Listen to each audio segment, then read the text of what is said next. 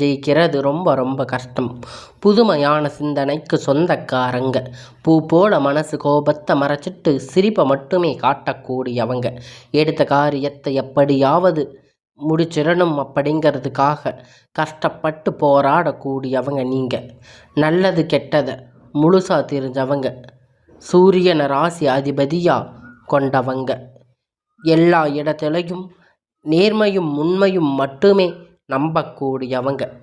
உங்களுக்கு சொந்தமோ பந்தமோ அது தப்புன்னு தெரிஞ்சா வெட்டு 1 துண்டு 2ன்னு பேசக்கூடியவங்க தாங்க நீங்க.